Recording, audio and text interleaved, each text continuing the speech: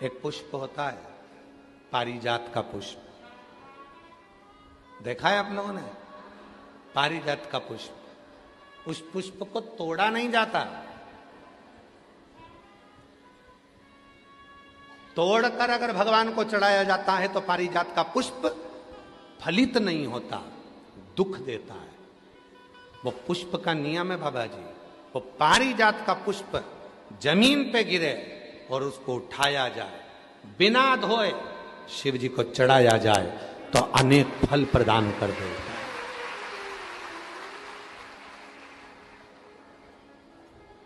बिना धोए। और आज भी प्रमाण है महाराज जी, आज भी हमारे सनातन धर्म में प्रमाण है, जिस पुष्प को पानी में धोकर भगवान को चढ़ाया जाता है वो फूल भगवान स्वीकार नहीं करते। आज भी नियम है वकील साहब, आज भी नियम है। जिस फूल को अगर पेड़ से तोड़ा, पानी में धोया, उसके बाद भगवान को चढ़ाया तो भगवान उसको स्वीकार नहीं करते। ये रीत है आज भी। फूल से टूटा और टूटने के बाद भगवान को चढ़ा दिया, वो स्वीकार। कई माताओं की आदत रहती है पानी के लोटे में, पानी की बाल्टी में फूल तोड़कर डाल लेती हैं, मंदिर जाती हैं, फूल चढ़ा देती हैं, उसी का पानी भगवान को चढ़ा देती हैं, पानी में ही फूल पड़ा रहता है, भगवान को चढ़ा रही हैं। कई लोगों की आदत रहती है, वो सोचते हैं कि हम जा तो रहे हैं, फूल अलग से कहाँ ले जाएंगे, पानी के लोटे में, पानी की बाल्टी में फूल डाल लिए, तोड़ तोड़ कर पानी की बाल्टी में फूल डाले और शिव जी को जाकर चढ़ा दिए। शिव स्वीकार नहीं करता। पूरी पुराण को उठाकर देखना, कहीं नहीं लिखा कि फूल को धोकर शिव को चढ़ाना। यहां तक लिख दिया कि पारिजात का यदि फूल, और ये पारिजात का फूल कब आया था? अभी अभी हमने कथा में वर्णन किया था, सीहोर की कथा में, सीहोर की कथा में वर्णन किया था, आप लोगों ने सुना होगा। दुर्वासा बाबा आ गए थे अयोध्या में भोजन करने के लिए। अभी कथा में बोला था, आप लोगों ने में से किसी न किसी ने सुना होगा। दुर्वासा ऋषि आए अयोध्या, भगवान श्री राम जी, भरत जी, शत्रुघ्न जी, लक्ष्मण जी सब ने आओ भगत करी। मां जानकी जी ने भी प्रणाम करा और राम जी ने कह दिया कि प्रभु भोजन करना है आपको अयोध्या में। तो उन्होंने कह दिया था भोजन तो करूंगा, पर शर्त एक है, भोजन बनाने में अग्नि का प्रयोग ना हो, भोजन बनाने में जल का प्रयोग ना हो, और भोजन बनाने में धेनु का प्रयोग ना हो। कोई दूध, कोई घी, कोई दही, कोई वस्तु गाय की होना नहीं चाहिए, धेनु का प्रयोग भी ना हो, सुनो, अग्नि का प्रयोग भी ना हो और जल का प्रयोग भी ना हो।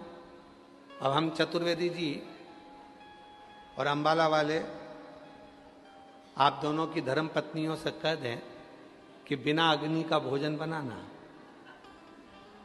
बिना पानी का भोजन बनाना और बिना धेनु का भोजन बनाना बन सकता है?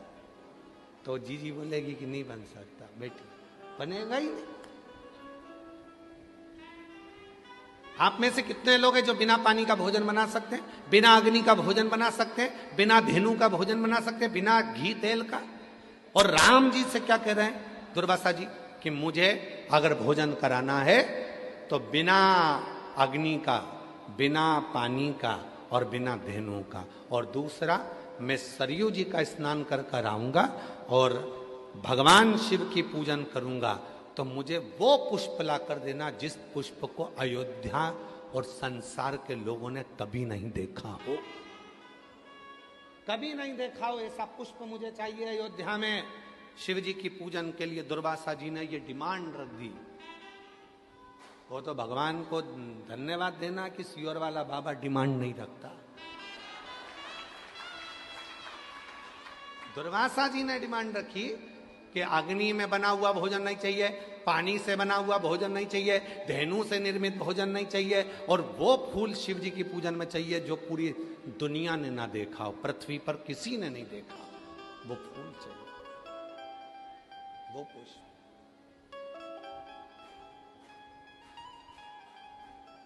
वो पुष्प चाहिए।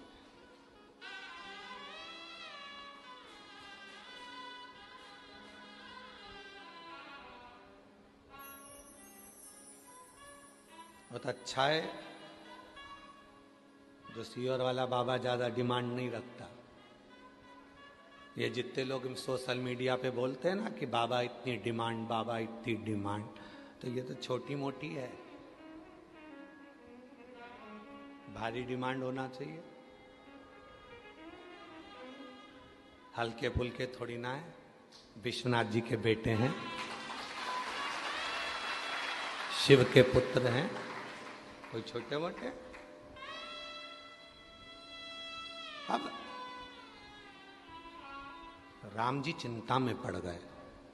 राम जी के समझ में नहीं आया कि मैं ऐसा भोजन, सीता जी से पूछा तुम बना दोगी? सीता जी बोली बिना आगी के और बिना पानी के, बिना घी तेल के कोई भोजन बनेगा?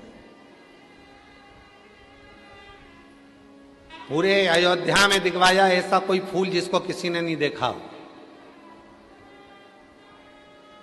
बाबा वशिष्ठ के पास गुरु जी ने कह दिया एक पत्र लिखो, इंद्र के लिए छोड़ दो।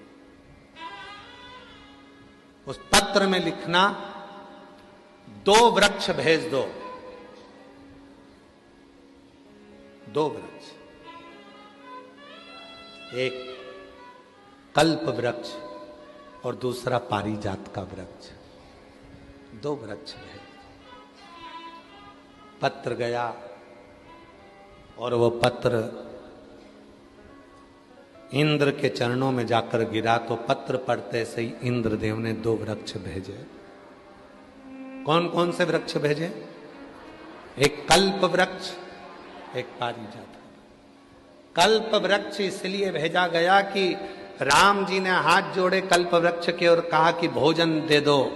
कल्प वृक्ष से जो मांगो वो मिल जाता है। बना हुआ भोजन सामने आ गया, ना अग्नि लगी, ना पानी लगा, ना धेनु लगी, और भोजन दुर्वासा जी के सामने।